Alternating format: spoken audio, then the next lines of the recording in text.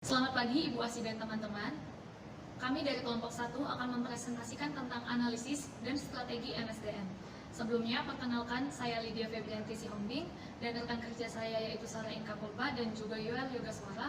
Selamat mendengarkan presentasi kami. Agenda kita hari ini adalah kita akan mengetahui apa itu strategi manajemen, kemudian proses daripada strategi manajemen, lalu tipe-tipe strategi, kemudian manajemen sumber daya manusia, lalu kita akan mengetahui apa alat dan juga metrik yang terdapat dalam manajemen sumber daya manusia. Sebelum kita masuk ke dalam materi selanjutnya, ada satu pertanyaan mendasar yang akan sama-sama kita renungkan, yaitu mengapa seorang manajer harus memerlukan perencanaan strategis? Untuk mengetahui hal tersebut, manajer harus mengetahui apa itu strategi. Strategi adalah suatu tindakan yang dilakukan perusahaan maupun manajer untuk mencapai tujuan dari perusahaan tersebut. Seorang manajer harus memiliki rencana strategi. Inti dari rencana strategi ini adalah dari mana, kemana, dan bagaimana kita sampai kepada tujuan tersebut. Nah, untuk menjawab rencana strategi ini, dibutuhkan sebuah manajemen strategi. Manajemen strategi adalah proses ataupun tahapan yang diperlukan seorang manajer untuk mencapai tujuan daripada perusahaan tersebut. Ada 7 tahapan yang akan dilakukan seorang manajer untuk mencapai proses perencanaan strategis. Yang pertama adalah mendefinisikan, yang kedua adalah analisis SWOT, yang ketiga adalah mengarahkan, yang keempat adalah menerjemahkan, yang kelima adalah merumuskan, yang keenam adalah menerapkan, dan yang ketujuh adalah evaluasi. Tahapan ini akan dijelaskan pada slide-slide berikutnya. Yang pertama adalah mendefinisikan bisnis dan mengembangkan misi. Apa yang dimaksud dalam tahapan yang pertama? Seorang manajer harus paham produk apa yang akan dia jual, bisnis apa yang akan dia mulai, dan juga bagaimana perencanaan strategi selanjutnya ataupun tahap selanjutnya yang akan dilakukan oleh seorang manajer tersebut. Yang kedua adalah seorang manajer ataupun perusahaan mampu mengevaluasi ataupun menganalisis kekuatan, kelemahan, tantangan maupun kesempatan daripada produk yang akan dia jual ataupun bisnis yang akan ia mulai. Misalnya, saya adalah seorang manajer pada perusahaan A dan saya akan mengeluarkan produk A di pasaran. Saya harus mengetahui apa kekuatan dari produk ini, apakah produk ini dapat bersaing daripada produk-produk lainnya, dan apa kelemahan dari produk ini sehingga perusahaan dapat memperbaiki dan meningkatkan mutu dari produk ini menjadi lebih baik lagi. Kemudian seorang manajer juga harus jeli dalam melihat tantangan ataupun ancaman yang terjadi dari internal perusahaan maupun eksternal perusahaan. Pada slide ini akan ditampilkan matriks daripada SWOT. Teman-teman dapat melihat apa saja potensi kekuatan, kelemahan, tantangan maupun ancaman. Ini hanya sebagai gambaran umum daripada analisis SWOT. Tahapan selanjutnya adalah merumuskan arah bisnis baru. Sebuah perusahaan maupun manajer akan menentukan visi daripada perusahaan tersebut. Nah, visi ini akan membawa perusahaan ini sampai kepada tujuan yang akan dicapainya. Lalu tahapan keempat adalah membuat misi untuk mencapai tujuan tersebut. Nah, tahapan 3, 4, 5 ini teman-teman akan saling berhubungan. Di mana tahapan kelima itu merumuskan strategi yang tepat untuk mencapai visi dan misi daripada perusahaan tersebut. Jadi 5 tahapan awal ini sebenarnya adalah perencanaan strategis yang dilakukan seorang manajer maupun perusahaan untuk mencapai tujuannya.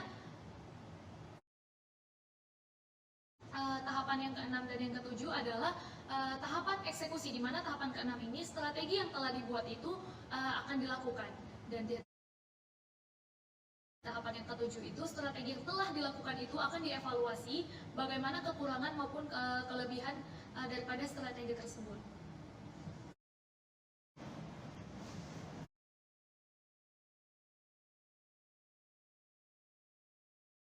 Nah, selanjutnya kita masuk ke dalam tipe-tipe strategi. Nah, dalam prakteknya, manajer itu merumuskan ada 3 tipe-tipe strategi. Yang pertama ada perencanaan strategi seluruh perusahaan, di mana di bagian itu merupakan yang warna hijau. Dan strategi untuk seluruh perusahaan ini memiliki pertanyaan kunci, yaitu what business are we in, atau bisnis apa yang akan kita geluti. Nah, kalau kita lihat ke bawah lagi, yaitu bagian yang berwarna pink, ada perencanaan strategi unit bisnis atau kompetitif, di mana itu terbagi atas tiga bagian yang masih sama rata. Nah, itu memiliki kata kunci pertanyaan, yaitu how will we compete, bagaimana bisnis kita dapat bersaing. Dan yang terakhir ada bagian berwarna biru yang merupakan strategi perencanaan fungsional, juga memiliki 3 bagian dan memiliki kata kunci, yaitu how do we support the business competitive strategy, bagaimana kita dapat mensupport strategi perencanaan bersaing yang bagian di atasnya. Nah, untuk mempelajari lebih lanjut, kita akan masuk ke dalam slide berikutnya.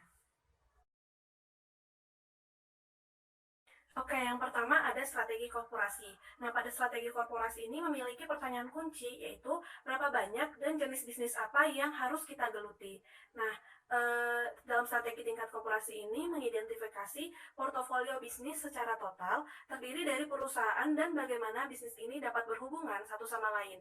Jadi, singkatnya pengertiannya itu merupakan strategi yang harus dilakukan perusahaan, karena dalam satu perusahaan itu memiliki banyak macam-macam bisnis. Apa itu contohnya? Contohnya seperti perusahaan Pepsi Cola. Kita tahu kalau perusahaan Pepsi Cola tidak hanya memproduksi Pepsi Cola saja, melainkan Pepsi Cola memiliki 4 jenis bisnis. Yang pertama ada Frito-Lay di Amerika Utara. Frito-Lay itu seperti yang kita tahu contohnya seperti keripik Lay's. Yang kedua ada PepsiCo Beverage Amerika Utara. Yang ketiga ada PepsiCo Internasional, dan yang terakhir ada Quaker Oats di Amerika Utara. Nah, oleh karena itu PepsiCo ini membutuhkan strategi tingkat perusahaan karena dia memiliki banyak macam-macam bisnis.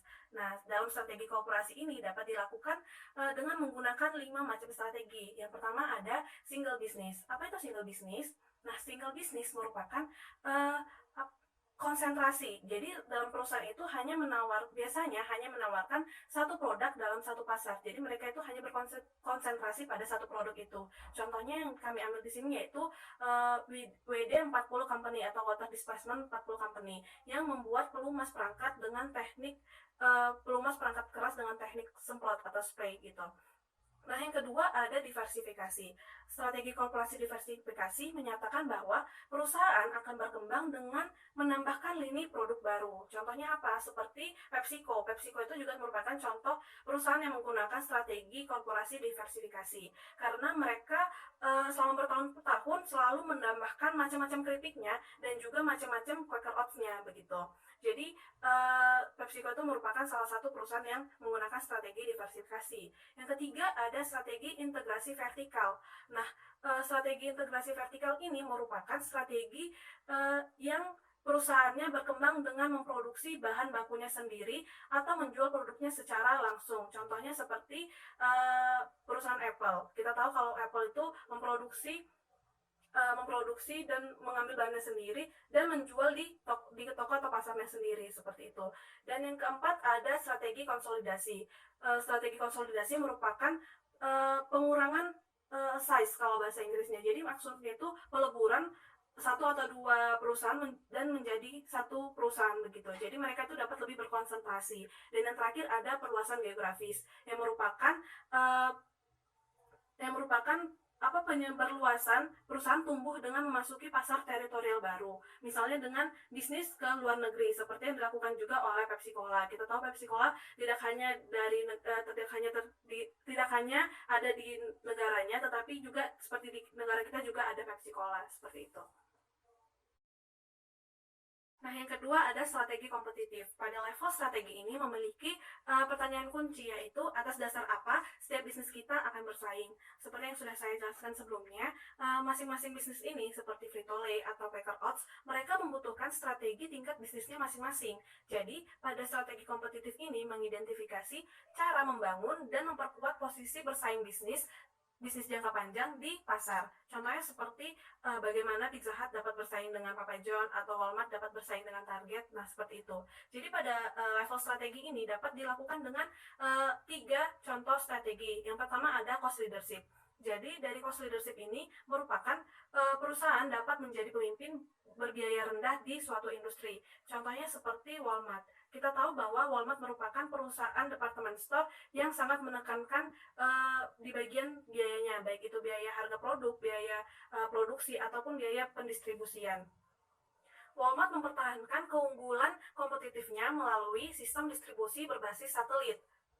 Nah, dengan adanya kecanggihan teknologi yang didapat melalui sistem IT tersebut, maka hal ini dapat memudahkan Walmart untuk dapat menentukan kualitas dan bobot suatu barang yang akan dibeli dari supplier dan dijual di departemen store cabangnya. Nah, selain itu, Walmart juga meminimalkan biaya proses pendistribusian ke retail store cabang-cabangnya, seperti itu. Nah, yang kedua ada differentiation. Dalam differentiation ini, perusahaan berusaha untuk menjadi unik dalam industrinya sepanjang dimensi yang dihargai secara luas oleh pembelinya. Jadi itu maksudnya adalah perusahaan menawarkan keunikan sepanjang hal itu masih dianggap wajar oleh pembelinya. Begitu. Jadi contohnya di sini seperti ada Volvo yang menekankan keselamatan mobilnya, ada Papa John yang menekankan bahan-bahan baru atau fresh ingredients, dan ada Target yang menekankan merek di atas level mereknya Walmart. Nah, seperti itu. Dan yang terakhir ada fokus mengukir ceruk pasar, atau istilah bahasa Inggrisnya itu yaitu adalah focuser. Nah, strategi ini dilakukan oleh perusahaan Ferrari yang bersaing dengan menyediakan produk atau layanan yang tidak dapat diperoleh dari pesaing umumnya, misalnya seperti perusahaan Toyota. Jadi, meskipun memberikan keunikan yang di atas pesaingnya, tetapi perusahaan Ferrari masih memiliki pelanggan atau konsumen, begitu, tentunya dengan segmentasi pasar yang berbeda. Nah, level strategi yang terakhir yaitu ada strategi fungsional. Strategi fungsional terbagi atas 3 departemen. Yang pertama yaitu departemen penjualan, yang kedua departemen produksi, dan yang ketiga ada departemen HRD. Nah, strategi fungsional itu merupakan pedoman luas yang akan diikuti setiap departemen untuk membantu bisnis dalam mencapai tujuan kompetitifnya. Strategi fungsional juga harus masuk akal kaitannya dengan bisnis atau strategi bersaing.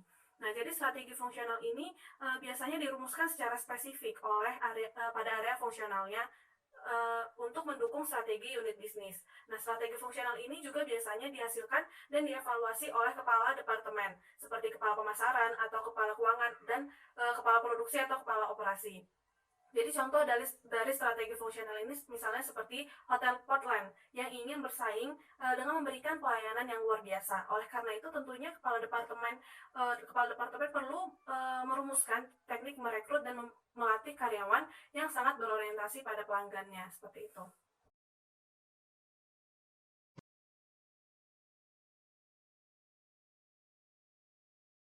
Nah, selanjutnya kita masuk ke dalam manajemen sumber daya manusia. Setiap perusahaan membutuhkan kebijakan dan kegiatan dalam departemen strategi pengelolaan SDM-nya untuk memahami tujuan strategisnya secara luas. Nah, sehingga MSDM berarti mengatur, mengurus SDM berdasarkan visi perusahaan agar tujuan organisasi dapat dicapai secara optimum. Nah, manajemen SDM yang strategis berarti ketika perusahaan mampu merumuskan dan melaksanakan kebijakan dan praktik SDM yang menghasilkan kompetensi dan perilaku karyawan yang dibutuhkan oleh perusahaan untuk mencapai tujuan strategisnya. Nah, di sini kita bisa melihat piramid The Practices Behavior Strategy. Nah, cara baca piramidnya ini dimulai dari atas lanjut ke bawah, karena kalau kita lihat semakin ke bawah semakin rinci dan spesifik strateginya. Nah, dimulai dari atas bisa kita lihat yang berwarna biru memiliki pertanyaan kunci, what are our strategic goals or aims? Nah, di sini manajer merumuskan rencana atau sasaran strategi yang dapat diukur. Kemudian kita lihat yang pertanyaan kedua yang berwarna hijau, what employee behavior and skills do we need to achieve our strategy aims? Nah, rencana dan sasaran tadi kemudian menyiratkan persyaratan tenaga kerja tertentu dalam hal keterampilan dan perilaku karyawan yang diperlukan untuk mencapai tujuan strategis perusahaan. Kemudian semakin ke bawah lagi kita bisa lihat pertanyaan kuncinya, what HR policies and practices will enable us to produce the necessary employee behaviors and skill. Nah, kemudian mengingat kebutuhan tenaga kerja ini, maka manajemen SDM merumuskan strategi SDM baik itu kebijakan maupun praktik untuk menghasilkan keterampilan, kompetensi, dan perilaku tenaga kerja yang diinginkan. Nah, adapun salah satu contoh dari strategi dan kebijakan SDM ini yaitu pada perusahaan Ritz-Carlton. Nah, pada perusahaan ini langsung meminta manajemen puncak secara pribadi untuk mewawancarai atau turun tangan untuk merekrut setiap kandidat, dan mereka hanya memilih karyawan yang peduli dan menghormati orang lain, seperti itu.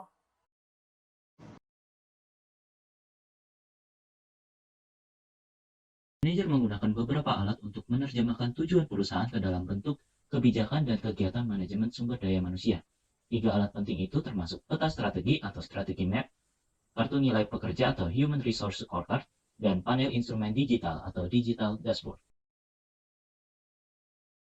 Atau strategi map adalah sebuah alat perencanaan strategis yang menunjukkan gambaran besar bagaimana setiap kinerja departemen itu berkontribusi untuk mencapai tujuan strategis perusahaan secara menyeluruh. Berikutnya mari kita lihat contoh peta strategi Southwest Airlines berikut ini. Lewat peta strategi ini kita akan melihat bagaimana hubungan antara profitabilitas perusahaan dengan dukungan kinerja sumber daya manusia yang tinggi. Kita mulai dari bawah ya. Dukungan kinerja sumber daya manusia yang tinggi akan menghasilkan kru lapangan yang termotivasi atau memiliki etos kerja yang tinggi. Perlu diketahui di bandara biasanya banyak pesawat yang parkir atau berputar-putar untuk menunggu giliran terbang. Dengan adanya kru lapangan yang memiliki etos kerja tinggi, maka akan mengurangi perputaran pesawat di lapangan, sehingga maskapai dapat menerbangkan lebih sedikit pesawat dan pesawat dapat terbang dengan tepat waktu dan mengurangi harga yang ditanggung oleh konsumen. Tetapi kalau pesawat gak banyak hiasan sama gak nyediain makanan biasanya juga akan lebih murah gitu ya. Nah, penerbangan pesawat yang lebih sedikit ini akan membuat biaya semakin rendah dan dapat langsung meningkatkan profitabilitas perusahaan. Lalu harga yang rendah dan penerbangan yang tepat waktu akan menarik banyak pelanggan sehingga pendapatan perusahaan itu meningkat dan otomatis profitabilitas perusahaan juga naik. Nah, jadi kelihatan kan gambaran manajemen SDM yang dapat mempengaruhi profitabilitas perusahaan. Kartu nilai pekerja atau Human Resource Scorecard adalah proses untuk menetapkan tujuan atau metrik keuangan dan non-keuangan ke rantai aktivitas terkait pengelolaan sumber daya manusia yang diperlukan untuk mencapai tujuan strategis perusahaan dan untuk memantau hasil. Nah, misalnya ini kayak jam terbang karyawan, penilaian pelanggan, persentase keberhasilan, dan juga lain sebagainya. Lalu panel instrumen digital atau digital dashboard ini merupakan alat yang ketiga.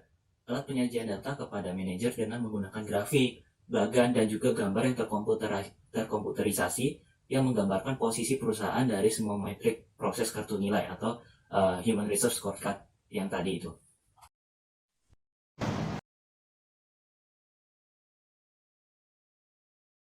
Metrik sangat penting bagi manajemen sumber daya manusia, karena metrik dapat digunakan sebagai penolak ukuran, meningkatkan objektivitas, serta meningkatkan kinerja agar menjadi semakin tinggi. Penolak ukuran atau benchmarking. Kemampuan untuk mengukur apa yang sudah dilakukan itu adalah bagian besar dari manajemen sumber daya manusia.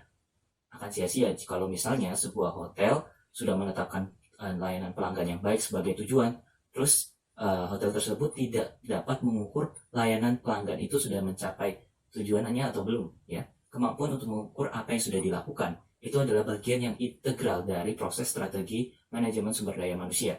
Pertama, manajer menerjemahkan rencana strategisnya itu ke dalam kebutuhan tenaga kerja dalam hal kompetensi atau perilaku pekerja yang dapat diukur. Misalnya layanan yang luar biasa gitu kepada konsumen.